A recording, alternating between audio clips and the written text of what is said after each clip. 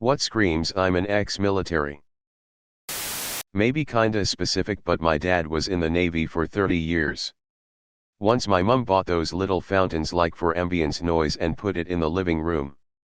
My dad hated it because he couldn't stand the sound of it. He said that if he was indoors and could hear water flowing, that wasn't a good thing.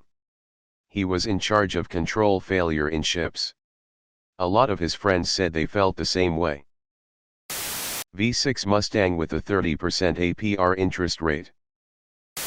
When you ask for a veteran discount at the barber shop, they won't stop using acronyms that literally nobody else understands. All of the ex-military I worked with are incredibly sensible. They want to get from point A to point B as quickly and efficiently as possible. I really like having ex-military on my work teams. They also tend not to mince words, so there is no room for misinterpretation when communicating, which I find refreshing. They also tell filthy jokes. Everything is carried in their left hand. Knees and back are fucking ruined.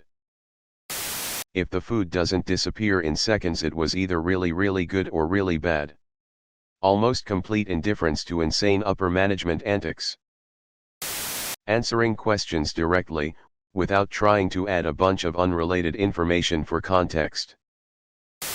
Alcoholism, for me. My best bud was Green Beret, 27 years, E9. Only once has he ever shared a personal war story. His 12-man unit was training a 250 Afghan army unit way out in whatever passes for the Bunas in Afghan. They were in a camp that was partially protected by thick mud walls when they were attacked by hundreds of enemy. They won, but over 100 of his trainees died that day when they didn't follow training and charged the enemy outside of the mud walls, not being willing to wait for air support. It's the only time I've ever seen him tear up when he said that after the battle his team was walking among the dead and dying, the men I had had breakfast with that morning. My bud is quiet, gentle, friendly, the extreme opposite of Rambo. Most people describe him as one of the nicest people they've ever met. He will give you the shirt off his back.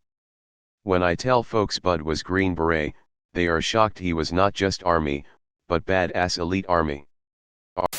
Being divorced before 25.